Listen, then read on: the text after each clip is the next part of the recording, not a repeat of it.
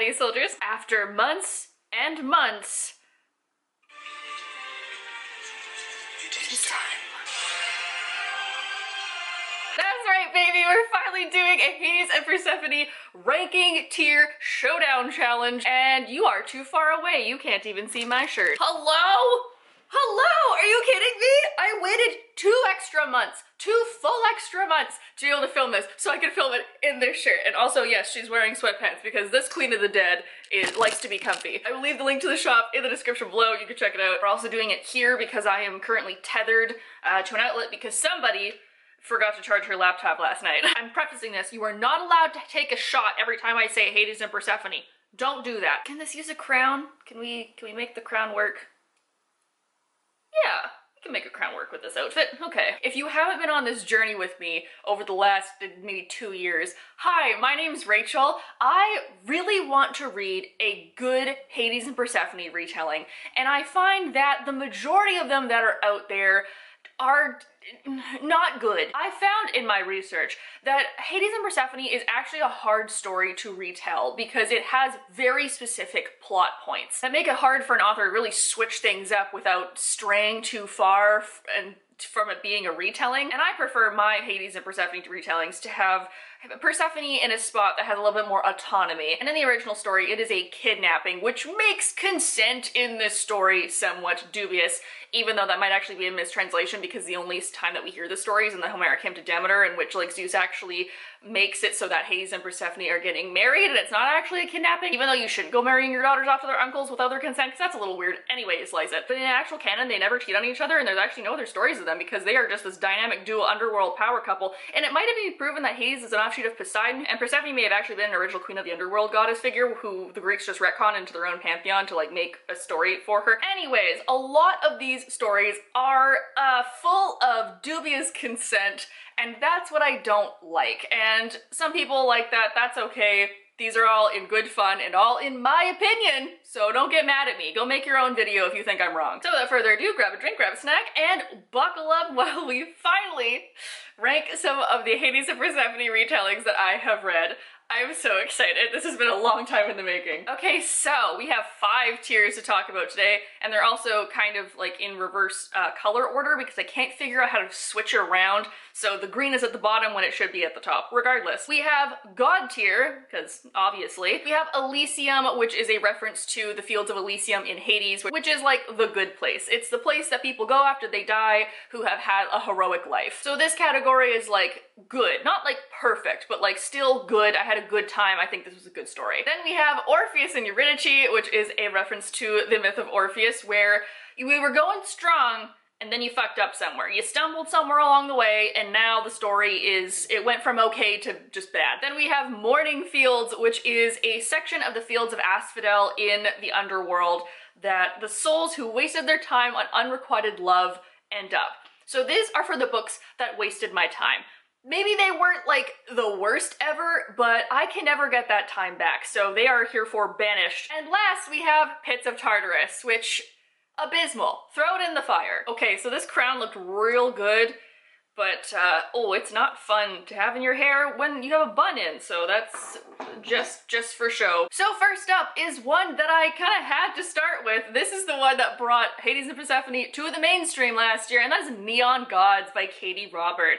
I'm gonna put this in Elysium. So this was recommended to me, you know, up and down booktalk.tiktok.edu, and I felt like I was let down by this a bit. It was interesting in theory, where the gods are not supernatural, but it's like the title that gets passed down, and of course the Zeus and all these other gods are these like highfalutin society members, and Hades runs the lower city, so it's this whole like bad boy with a good heart. This wanted to be 50 Shades of Grey. Like, I like the sex club idea, but at the same time, I don't think she developed it in like a well-paced manner. You know, but I give her credit because there was tons of consent and their dynamic was off the charts. So we're going to go with Elysium for this one. Ranked. Let's move on. Okay, next up we have Receiver of Many by Emma Hamm. I am also going to put this in Elysium. This one is surprisingly wholesome and also the most mythologically accurate without fully tipping into like the weird power dynamics of kidnapping. I mean, the most relatable thing is that Hades does a lot of paperwork to keep the underworld going, and like, if he needs an assistant, Hades, my dude, like, I'm always free. Persephone's journey was kind of cool because it does mention her as Kore and then also as Queen of the Underworld, so we get a little bit of that original characterization of her. Also, I love that when she comes into these dark powers, Hades is super supportive. He's not trying to like hold her back or anything. He's just on the sidelines like, you're doing great, sweetie, while she's just like unleashing all this dark energy. Like, that is the kind of supportive husband that we all aim to have. I'm not putting this in God tier because I did think it was a little boring at times, which again, not quite anyone's fault because of hitting certain plot points. So yeah, like, it was good, and I'm leaving it there. Okay, so next up is one that's not so good, and that is Receiver of Many by, I don't remember, it is immediately going in Pits of Tartarus. I want to give it props because Receiver of Many is one of my favorite epithets that Hades has. So the whole thing with Hades is that the Greeks didn't want to talk about the underworld because if you talked about it, you might get its attention. So people would give gods epithets to refer to them without saying their name. And one of Hades' epithets is the one who receives many guests, which is raw as hell. Persephone also gets her own epithets, but they're a little bit less cool because they're all diminutive, which is real creepy when all the gods call her child as well as Hades, but then they have like rough kinky sex later, and I'm like, that's not okay. And as cool as his title is, Hades has a lot of red flags about him.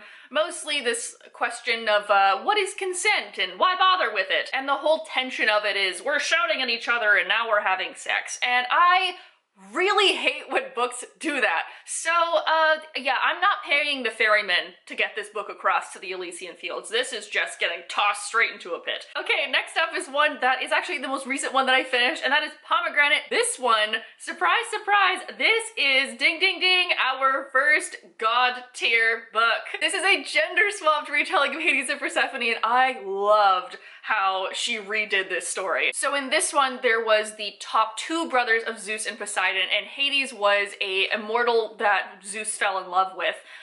But when Olympus needed to choose a queen and they chose Hera, they banished Hades to the underworld. She accidentally unlocks this prophecy of her becoming this badass dark queen, and then she also falls in love with a mortal farmer and has a bit of a relationship with him on Earth while she comes into her powers and starts like unlocking parts of the underworld. It is a slight villain origin story, but like, I can fault her for like girl bossing her way out of the underworld. It's a very unique take on Charon and Cerberus, which I really, really enjoyed. Like, I just love me an underworld puppy. The writing was a bit dramatic, but like, it's also the Greek underworld, so like, I'm willing to give her a pass. So while it's not my absolute favorite writing-wise, Dark God Girl Boss Pomegranate absolutely goes in God tier. So next one is Touch of Darkness by Scarlett St. Clair, and I'm going to put this in Orpheus and Eurydice. I know a lot of people like this. This is like apparently top tier dark romance. This is an alternate reality modern day time where Persephone like daylights as a journalist and Hades owns a club, and like a portal to the underworld is in one of the upstairs bathrooms, which like, who knows what's in clubs these days. Like, after I've had a few drinks at a club, I feel like I've gone to an extra dimension too. Again, in theory, I like this, which is why it's going in this category, because it was going well so far. You know, we have like college age Persephone, so like fun concept, but like, oh my god, do these characters explain the plot line to you? And it's like, I'm reading some weird ass shit right now. I think I have enough brain power to put together this plot line. Like, please stop monologuing at me, my god. Also, Hades likes whiskey, and that's like his only defining feature. Like, can we make him like, I don't know, like, what if Hades just went around drinking Cosmos all the time? Like, I feel like that would be a lot more interesting. Not even like a G&T, not even like a rum and coke, just like always whiskey. Like, what is it, like the pumpkin spice whiskey, or like what are we working with here? And I don't mean to kink shame, but the sex in here was odd. And that's all I'm gonna say about it. Okay, so next one is Eighth House, and I'm gonna confidently put this in Morning Fields. I don't think that this was good enough for me to really like and be happy about reading it, but it also wasn't the worst thing I've ever, you know, consumed on Kindle Unlimited. I mean, Kindle Unlimited is some kind of twisted liminal space as it is. Again, the weight of my heart is just with a good epithet, which is why I can't say that I fully hated this book. I will also give it credit that this is one of the closest retellings that I've read that balances that morally gray character with the original kidnapping story. However, that doesn't mean that there is consent basically anywhere in this book, and that's why I'm tanking it a couple of notches. Like, it is the year 2022. Why is there still so much sexual assault? Like, just why? Why? You're an author. You absolutely do not have to put that in there. This sex isn't bad kinky, it's just weird kinky, and not to kink shame. I like to think that I'm both sex positive and a creative person, but when I was reading this, I wasn't thinking like, oh yeah, that's hot. I was just like, man, that just seems uncomfortable. So 2 morning fields it goes. Wasn't the worst, but definitely was nowhere near the top. Okay, so this next one I have conflicting feelings about, and that is Deal with the Elf King by Elise Kova. I really like Elise Kova. Her Dragons of Nova series is like phenomenal. I've met her before. She's such a nice person.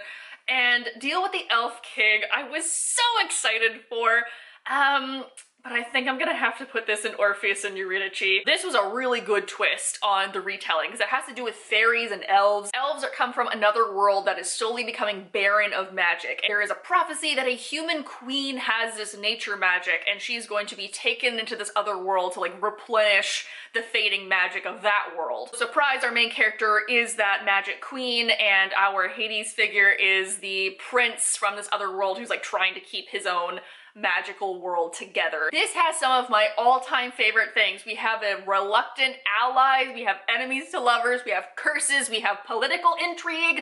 But she stumbled partway through, and that's why it has to be in the Orpheus category. Like, can we please get these people into couples therapy? Y'all need a space where you can actually talk about your emotions. A lot of the character development was very inconsistent. There seems to be a lot of sulking from the prince, which like I do not find attractive. I don't have time to deal with insecure men, and baby, neither do you. Persephone, get your shit together. Also, it was a strangely small cast. You know, I get that wanting to have more intimate bonds between your characters, but it just felt strange that in this entire palace and castle and kingdom that we only really saw like 4 people. So we were going strong, we were going real strong at the beginning, and then like the middle hit and it just went downhill for me, unfortunately. Okay, so but before we talk about this next one, I just want to mention that I did take notes of, you know, all the books so I could have talking points. And under this one, I literally just put the word lesbian, and that's it. The Dark Wife is a lesbian Hades and Persephone retelling, and oh my gosh, I was so stoked to read this. And I'm gonna, actually, where do I put this one? The Dark Wife was beautiful and very romantic, especially with Hades being the lady of hell. It goes a lot into gender identity and gender expectations and people underestimating you because you're a woman. The underworld wasn't my favorite that I've read. This would have been like a good use of irony or like having it swapped up, because usually in stories where people fear the underworld, you know, once Persephone gets there, she realizes that Hades is actually like a nice guy who takes care of his people, and all of the souls of the underworld really like him. Whereas in this story, the souls of the underworld don't like Hades. But like, why? She seems like a perfectly nice person. So you know what? Maybe I'll put this in Orpheus and Eurydice. Yeah, okay, we're gonna put it there. It's not bad by any means. But yeah, I felt like there was some missing potential that it did not live up to. Oh baby, I can finally put another one to the Pits of Tartarus, and that is Virtues? Drag Me Up? Drag Me Up by R.M. Virtues. There is nothing virtuous about this book. Let me tell you that right now. And like, I'm not the most virtuous person either, but goddamn, wow, I've really wasted my time with this one. This is another one of those modern concept ones where the 3 head gods of Hades, Zeus, and Poseidon are actually like a trio of business partners who run this underground club. And Persephone is this like Cirque du Soleil circus performer, and everything's in this kind of like Vegas type setting. But oh my god, the writing was just so bad that I could not continue. Like, it was written in first person present, and like, that's a no from me, dog. And just the beginning gave me a lot of those like, I'm this dark, brooding guy who's awful, and then, oh, love's gonna save us, and suddenly I totally want kids, and like, I hate when that happens.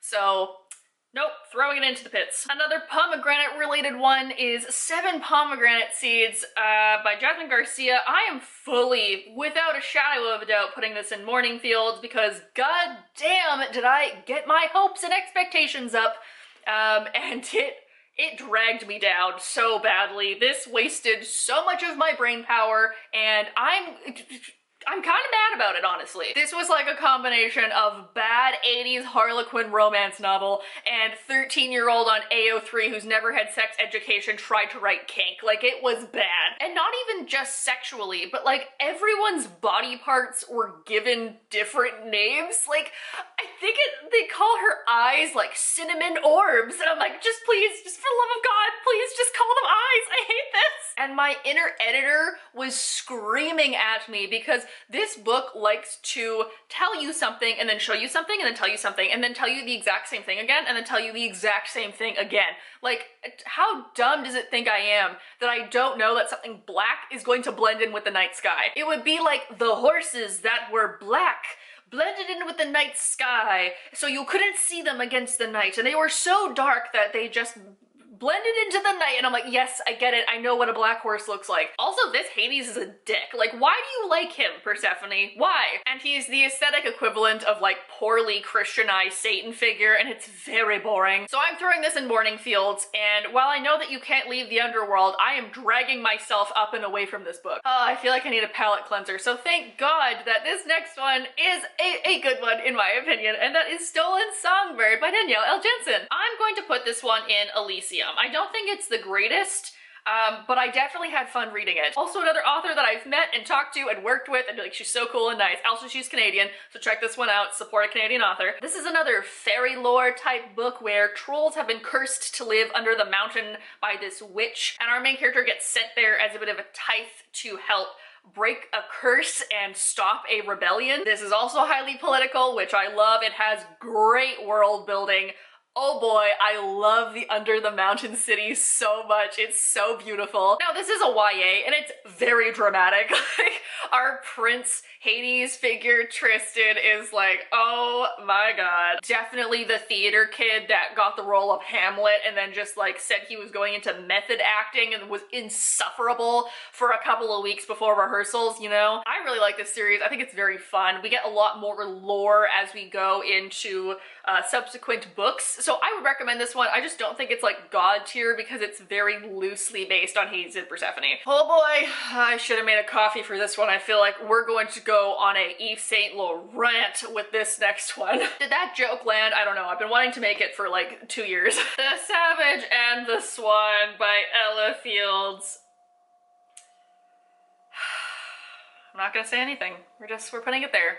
We're putting it right there where it belongs. This might be one of the worst books I've ever read. Not just Hades and Persephone, like the worst ever. This is also just a really weird book. Like, she tries to mash 6 different fairy tales all together, but none of them work together. And it's also like we hop from one fairy tale to the next, and then we just like never consider the time that we had in the previous one to factor into the plot line of the rest of the book at all. It's very oddly paced. Also, this love interest is one of the most possessive, controlling people I have ever read, and like, my god, my guy, you do not need a girlfriend, you need some fucking therapy. Also, his name is like basically Stabby McSwordson of the Blood Fae, and that's like, sorry, I can't take you seriously. Wow, the fact that you burned my kingdom down and literally killed my father in front of me, that totally doesn't matter because you have an 8-pack, so let's have sex. It was not good, as the kids say. So yeah, I feel zero remorse about throwing this into the pits of Tartarus. Let's move on. Okay, so I do not support nor advertise Sarah J. Maas on this channel anymore. However, people would yell at me if I didn't put in A Court of Mist and Fury. And to be fair, ACOMAF was a big part of my life. It was a big part of my reading journey. Does it have its issues? Absolutely. That's why I don't talk about it anymore. However, I do think it should live in God tier. Is Rhys and Feyre's relationship good? No. Is this book good? Questionably. Is this dynamic phenomenal? Yes. Especially the dynamic of Feyre like coming into herself and her powers and realizing that she can like destroy things, and I'm like, yes girl, get it. I think that's why I like this so much, is that Rhys lets Feyre like be herself, whereas Tamlin was trying to hold her back. Plus the dark magic of their like tattoo telekinesis bond, and the fact that Under the Mountain is not only one of my favorite scenes, is so beautifully written about how the walls have streaks of glitter and there's these carved monster reliefs on everything, like the food is all laid on banquet tables, and then when he comes in everyone bows and you can see his wings through it. Like, oh, it's just so good. It's just so good. That's why this is in God tier. Yeah, fully canceled Sarah J Maas, but I will not be taking questions at this time for this decision. Moving on. On the very opposite end of the spectrum is The Goddess Test by Amy Carter, which is, I would say, is like the OG Hades and Persephone YA retelling from the early 2000s. I'm also going to put this in God tier. Now, this is not God tier for the same reason that the other two are. This one is actually, dare I say, slightly boring in comparison. There's not a ton of magic, nor is it as maybe romantic as the other ones are, but the gist of this is that our main character makes a deal with Hades, aka Henry, and has to go through a series of tests to be able to like break a curse on him. And there's a really sweet plot line with her mom, who is dying of cancer, but also like they see each other in a dreamland, and that's because like Hades, Henry, has set that up and like allowed her to keep relationships and like good friendships. There's great friendships. This is like, it's so wonderful, all the connections that are in this book. Also, Hades, Lord of the Underworld, likes to wear black silk pajamas and read in bed, and if that's not my dream man, I don't know what is. I'm saying this is a God tier because I think this is where a lot of us started our Greek god retelling journey with this book, and it's just a good book. It's like a solid book. And lastly is the lovely retelling that was The Star-Touched Queen by Rashi Chakshi, which was her first book ever. As much as I did think this was a nice book, I'm gonna put it in Morning Fields, and I feel a little bad about it, but I don't think it fits any of the categories well enough, so it's gonna have to go in Morning Fields. Now see, I don't remember very much about this book because I read it a long time ago. I do remember that the world was so beautiful, and to this day, Rashi Chakshi has such a way with words that are just so like lovely and whimsical, that it wasn't amazing, and that she also, the main character really like just made a mess by herself and then was like, why am I in such a bind? And it's like, oh man, I don't know girl, maybe because you made poor decisions. Our Hades character wasn't that sympathetic. I just thought that he was just kind of there. So like descriptive world building, 10 out of 10. Actual romance, like 3 out of 10. As much as I don't want to end this video on a mediocre note, that's all I have for today. Okay, so now I'm just like reevaluating just a little bit. I just want to see if I've like changed my mind on anything. And you know what I think I have? I am going to move The Dark Wife from Orpheus and Eurydice to God tier. And I'm doing that because this is one of the most unique ones that I've ever read, and just because it's not super dark and gritty and intense and smutty, it doesn't mean that it's a bad book. You hear that, book talk? I'm just saying. So we're going to move this to God tier because it is a good sapphic retelling, and you know, some people are looking for that, and I think a lot of people are gonna really enjoy it. No, the rest of it is, I stand by my decisions for the rest of them. Yep, I do. I sure do that. Okay.